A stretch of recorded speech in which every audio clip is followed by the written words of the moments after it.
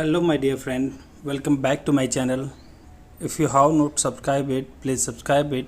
Press the bell icon. Hit the like button also.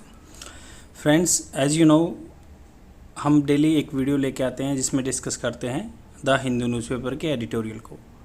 But आज जो editorial थे वो कुछ खास नहीं थे. That's why I have chosen A editorial from the business standard, और जो कि आपके एसे राइटिंग में बहुत ही हेल्प करेगा. और अगर आप इंग्लिश बोलना चाहते हैं तो स्पेसिफिकली ये वीडियो आपके लिए बना हुआ है.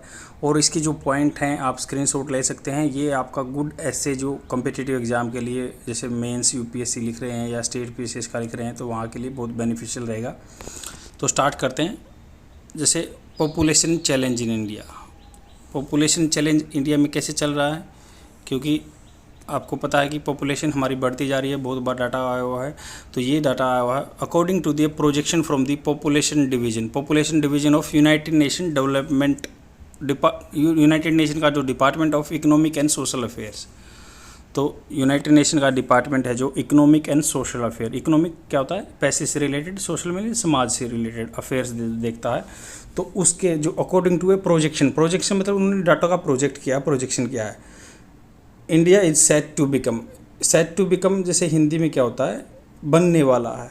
जैसे India is set to become, set है मतलब बनने के लिए, तैयार है, रेडी है. India is set to become the world largest country by population next year.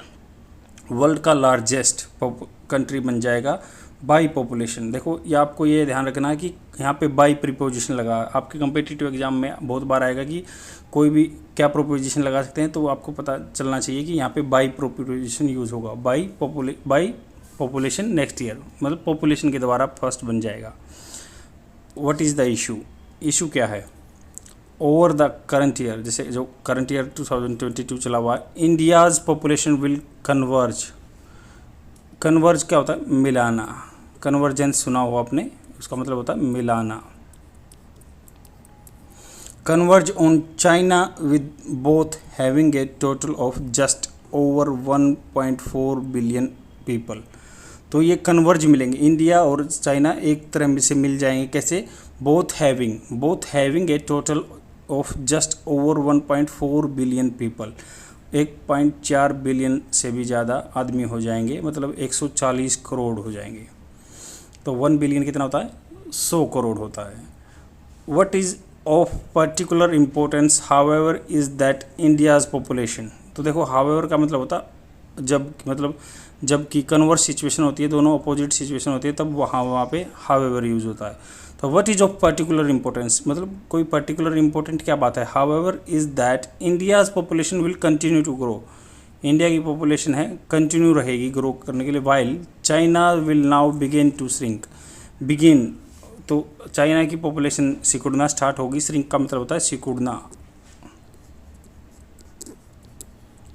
और अनलेस का मतलब होता है जब तक नहीं. There is a structural change in fertility rate in either country. जब तक फर्टिलिटी रेट चेंज नहीं होगा तो ऐसे ही उनकी बढ़ती और कम होती चली जाएगी. तो अब तक आपको पता चल गया कि क्या क्या बात है. और देखो जो भी अब मैंने बताया, आप इसका स्क्रीनशॉट ले सकते हैं ताकि आपके एसए की राइटिंग में आपके लिए बहुत बेनिफिशियल रह सके. तो इशू क्या है, जैसे by 2050 according to the same projection, जो जैसे यूनाइटेड नेशन का डिपार्टमेंट है social economic and social affairs के बारे में बात करता है, same projection, India population will be 1.75 billion. Will be कहाँ यूज होता है, देखो विल बी होगी, विल बी. तो ये फ्यूचर, जैसे आपको पता हो कि फ्यूचर जो कंटिन्यूस टेंस है, फ्यूचर का जो कंटिन्यूस टेंस है वहाँ पे यूज करते हैं विल बी वर्ब की फर्स्ट फॉर्म आईएनजी. बट ये क्या है, यहाँ पे फर्स्ट फॉर्म प्लस आईएनजी नहीं हुआ है, तो इंडिया विल बी यूज हुआ. तो बी का एज ए सेंस में किस में यूज हुआ, होना की तरह. मतलब स्टेटिटिव वर्ब होती हैं ये, जो मतलब जैसे रनिंग वगैरह तो क्या होती है आपकी वर्क जो काम कर रहा होता है, बट ये होना भी एक चीज़ होती है. जैसे मैं ये चीज़ होऊंगा, तो will be around 1.7 billion, China around 1.3 billion. China की होगी लगभग 1.3 बिलियन.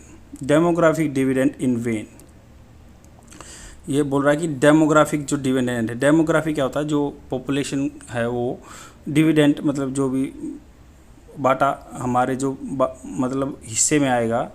इन वेन मतलब व्यर्थ, तो जो डेमोग्राफिक डिविडेंड है वो व्यर्थ में होगा। कैसे? राइटर बोल रहा है इसमें कि जो डेमोग्राफिक डिविडेंड है वेन में होगा। कैसे होगा? देयर वाज ए टाइम, एक बार टाइम था जब when a growing population was seen as a India's demographic dividend. एक टाइम था जब ग्रोइंग पॉपुलेशन को कहते थे कि इंडिया का डेमोग्राफिक डिविडेंड है।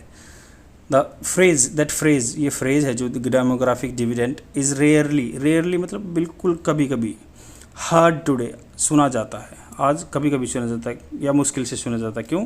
Part of the reason is that, उस मतलब कोई रीजन का एक कारण यह भी है, पार्ट ऑफ द रीजन बोलते हैं उसको, रीजन का एक कारण यह भी है that it is now understood, यह मतलब आदमियों के द्वारा समझ लिया गया है that India has prepared this generation of workers, जो ये पीढ़ियाँ आ रही हैं, generation of workers poorly if they are to represent a growth dividend, अगर उनको एज ए ग्रोथ में रिप्रेजेंट किया जाए, डिविडेंड किया जाए, तो ये इनको पुअरली ट्रेंड किया गया, प्रिपेयर किया गया, तैयार किया गया। कैसे?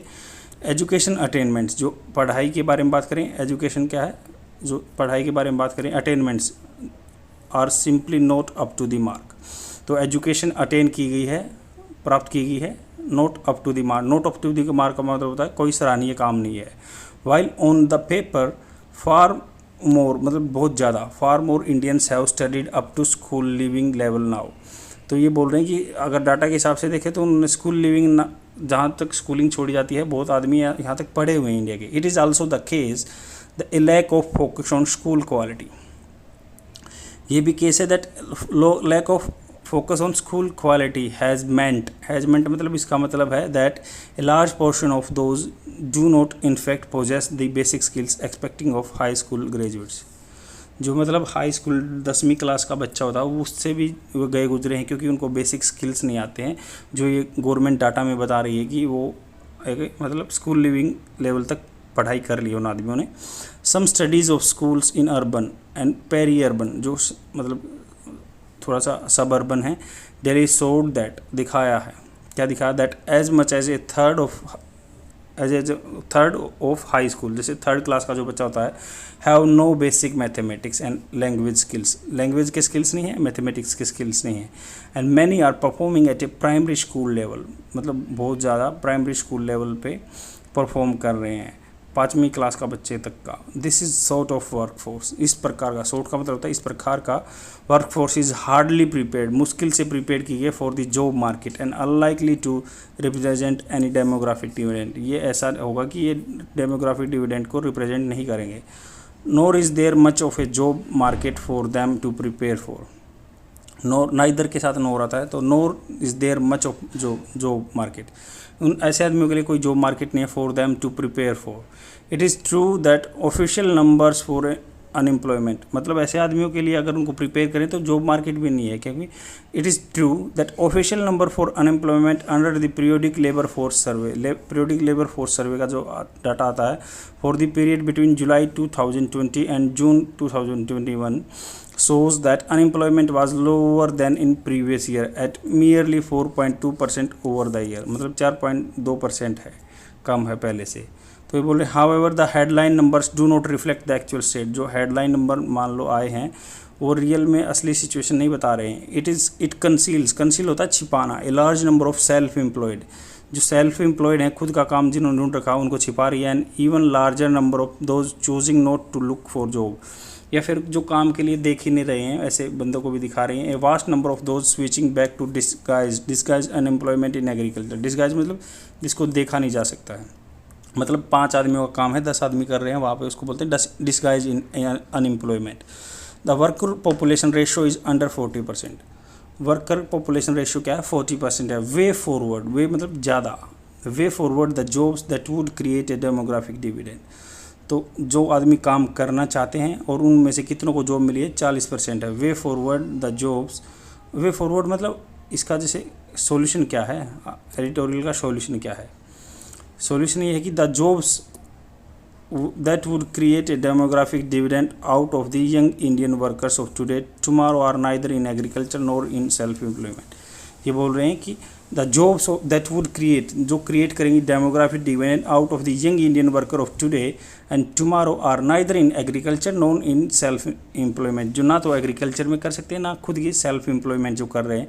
It is very well that in addition to the talk of skilling this generation, जो अगर हम इसके ऐड लगा बात करें तो स्किलिंग जो जनरेशन को स्किल देना चाहिए after their school education, but unless they're are given a solid grounding the basics, उनको जब तक उनको सॉलिड ग्राउंड नहीं मिलेगा उनके बेसिक्स में, उनको स्पीकिंग स्किल्स नहीं आएंगे या उनको मैथमेटिक्स स्किल्स नहीं आएंगे, attempts at vocational training may not work, मतलब वोकेशनल जो ITI वगैरह करते हैं या उनको स्किल्स दिए जाते हैं दे मे नॉट वर्क, शायद वो काम नहीं करेंगे। कंक्लूजन क्या है? Having the largest population in the world with one of the world lowest employment ratio is a big problem. ये बोल रहे हैं कि लार्जेस्ट पॉपुलेशन लेना और लोवेस्ट एम्प्लॉयमेंट रेशियो लेना बहुत बड़ी प्रॉब्लम है। India does not seems to be addressing, India ऐसे दिखाई नहीं दे रहा है, does not seem to be addressing it with the right level of urgency, इस एक उस लेवल की अर्जेंसी नहीं ली है इंडिया ने।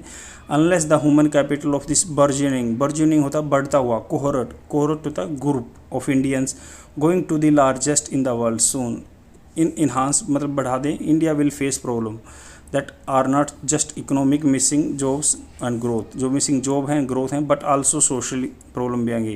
जैसे रिसेंट राइट्स हुए हैं, जो दंगे हुए हैं related to the government and military job has are a harbinger क्या था, संदेशवाहक of this problems. I hope आपको समझ में आया होगा और आप इसको पूरा अटैम्प्ट करने की कुछ सोचिए। और जैसे क्वेश्चन भी बन सकता है इसमें, क्वेश्चन जैसे बिजनेस स्टैंडर्ड न्यूज़पेपर से मैंने लिया है, the huge population of India in may soon become one of the biggest challenge of the country to deal with examining the recent world population prospects report. तो अब ऐसे question answer लिखने की कोशिश कीजिए, आपकी डेली हैबिट हो जाएगी और इंग्लिश सीखते रहिए। Thank you very much, bye.